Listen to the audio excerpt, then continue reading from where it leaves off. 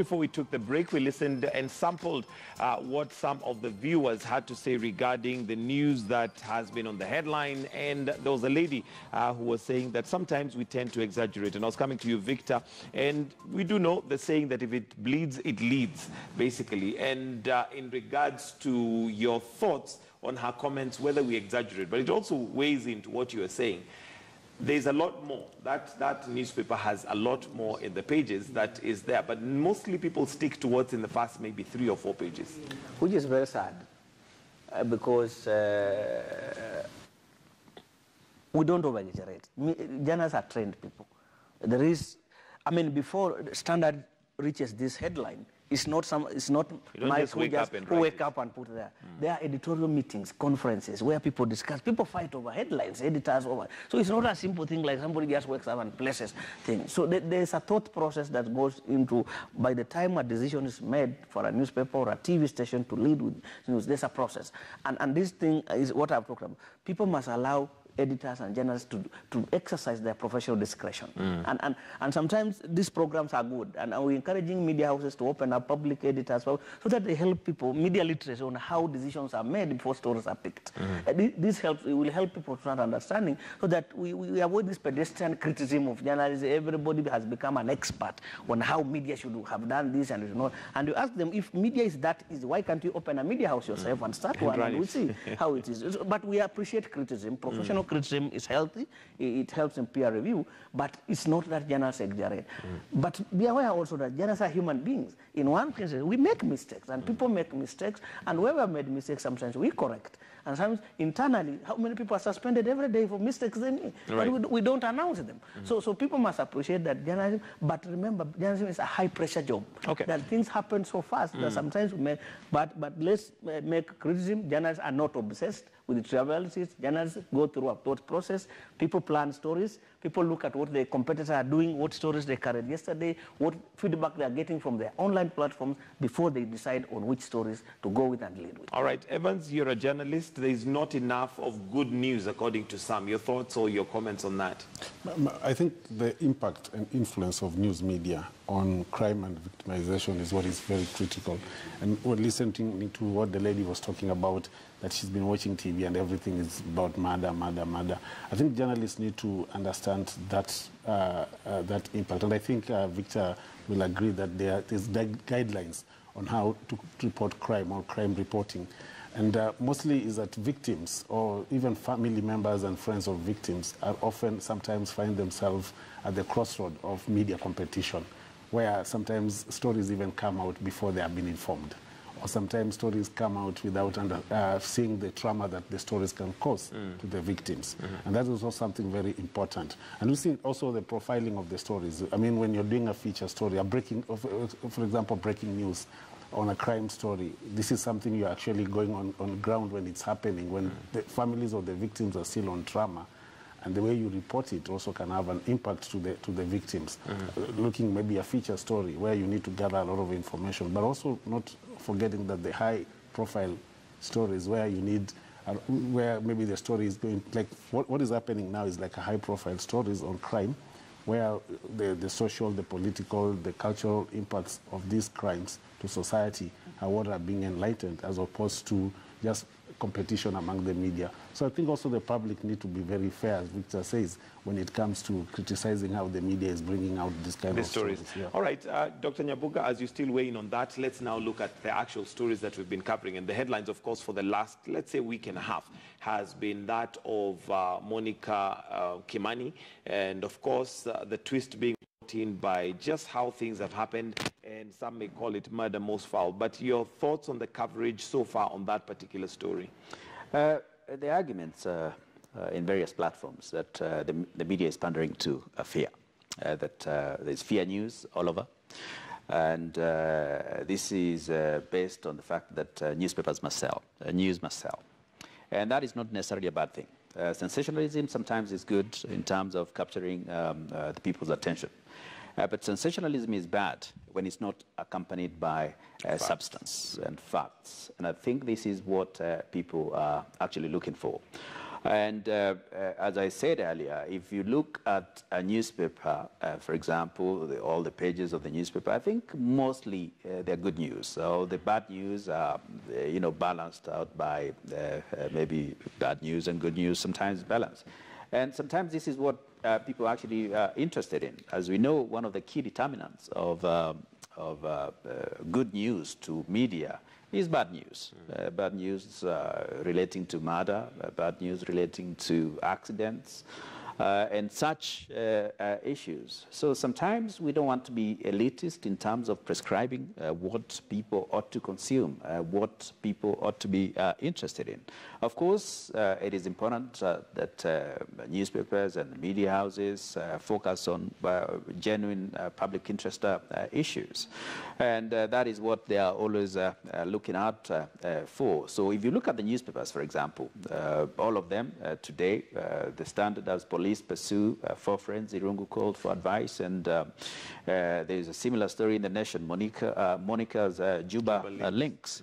And the good thing with these headlines is that there's a constant follow-up, and this is something that newspapers have been accused of not doing, that there's not much follow-up on stories.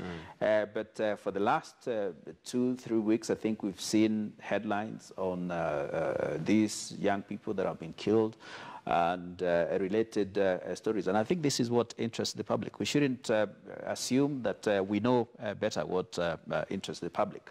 But as Victor said, I think it is important to leave the work of journalism to professional journalists. All right. Because there are various factors that inform a news selection in the first place. Victor, your thoughts on the substance of this story? Because sometimes we are caught, and maybe that's where sometimes the public lynches as media, between the sensationalism and creating substance. What should be the main thing that we'll be looking at in this story? Because there are several things that come into play. We have a murder most foul, basically. We have the players also are of interest, and especially the journalist Jackie Maribe, of course, bringing this to the headlines by virtue of the fact of her position.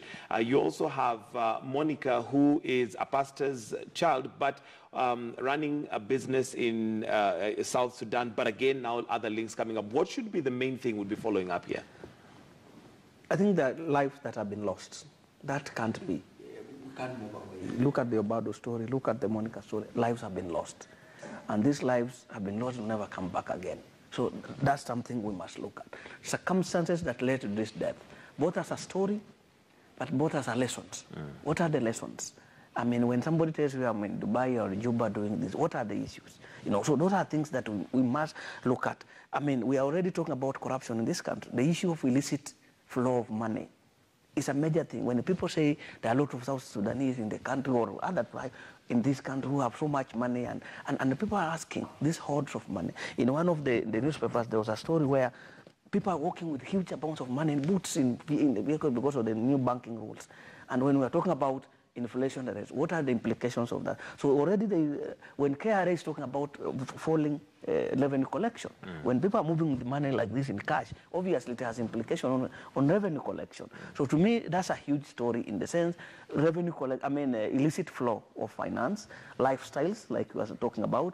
What are our daughters and sons doing outside there? I mean, people have asked, when somebody brings you 100 million in your house and you never ask, where from this? The obsession with materialism across the board, that people want to make it quick, that we never even ask. So to it, it's a crime story in itself, but it's also a social lesson for people to start learning. But the other thing also is the issue of brand management. I mean, the story of Jackie and Red just looks at, given the work you do, the issue of brand management is very important. How you present yourself, how you preserve yourself, whatever. Because this is just one case. I mean, there are other colleagues who we find in a very compromising position, might not be related to this, and you ask him, Guy, do you remember you work for Standard? And then say, oh, so the work we do also has a determination on most of these companies, and we were talking about this thing yesterday. We have internal rules where they say once the brand of any company or institution is in repute, this would happen. So we need to be aware that the work we do, preserve our brand, is very important. Brands make or break people. And if you look largely at what interests, like you're mentioning, it has been the brand. What is the perception of people towards journalists, for example, or particular journalists, for example? And how has this perception been built? Is it a real? Is it perceived and artificial, so that even the way you relate with colleagues at work, the way you do your work, the way it has, a bearing. An impact. Yeah, it has a bearing in your other related things. So, so the issue of brand management becomes very important, and obviously the issue of risk analysis. I mentioned it. Journalists are exposed by the virtue of their work, exposed to a lot of people. They meet presidents, they meet thugs, they meet everybody, and so it calls upon that because of this big exposure to the many people you meet, you need to raise your level of risk awareness and assessment of friends and network. Okay. Evans, crime reporting, because this is what has been on the headlines. Now we have the case of Monica. We also had Sharon, who, you know, again, these are crimes that have been committed. But have we stayed on the, what I'd call the main thing of the story? Victor forgot to talk us about people printing money in their houses. Anyway, I think what is important is from this story is also the interest of the victims or the rights of the victims, and especially victims and family and friends. Because when we just report this and not look back at the real connection between the victims and the families as well. Because that really misses out. Because mostly you'll find that maybe even relatives and friends of these victims really probably want to say something, and maybe they have not talked something, or maybe they have been caught in the middle of the stories. And I think it's important when we report on high-profile murder cases like these ones, is that we also put the interest of the victims at hand, so that they also be able to get justice. Because sometimes you'll find a case might appear high-profile. It's not the first time we have had murder cases in this country, high-profile murder cases, and they just disappear. Because what people concentrate on, who did it, who committed the murder, but not what is the rights of the victims. Of the victim, and what happens after that. Yeah, what happens after that. And many people will say, because it's so-and-so, the case will disappear. Because it's so-and-so, the case will just disappear. But we must actually be able to interrogate the interest of the victims to get justice. All right, gentlemen, we'll need to wind up soon, so I'll need your closing comments, but maybe staying with that main story. I'll start with you, Daktari. Your thoughts on what really we should be following up on from here, because there could also be what we'd call viewer and reader fatigue when you're on the same story. Not to say that we should drop it, but I'm not sure whether it should still be on the headline, and what should we be following up from here, from your thoughts?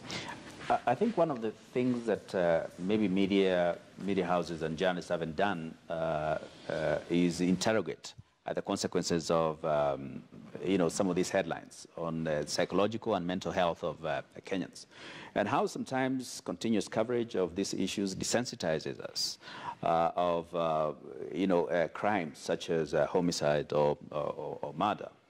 And consequently, maybe it is important to try and frame these stories differently. But, in the last few days, we started to see maybe media houses moving from one story to another as a way of maybe drawing links or trying to investigate some of these murders.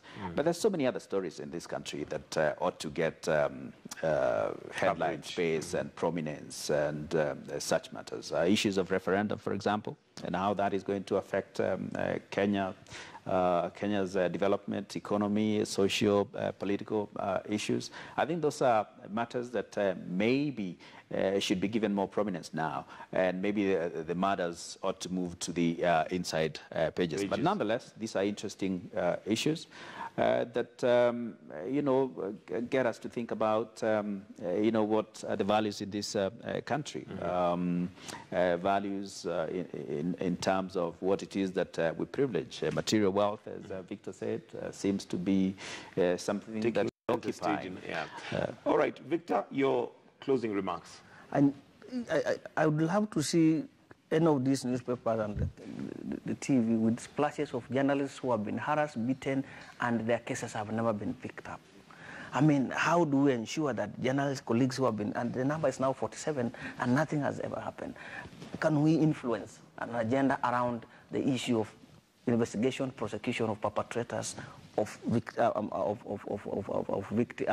harassment of journalists, and a number of them, people like Ruben Ogachi who was broken his leg, has now a metal in his head. I mean, somebody like Isaiah going in Siaya right now, we are trying to see psychological. They were traumatized by what he went through. So if we could get a story, I mean, just a splash on the number of journalists, what they went through, and what has never been happened. I'll have to, and obviously a follow-up on the Big Four agenda. How are we doing? I mean, I would love, because all our attention and the legacy projects around the Big Four agenda, how are we doing? I'd love to All right. Evans, your closing remarks.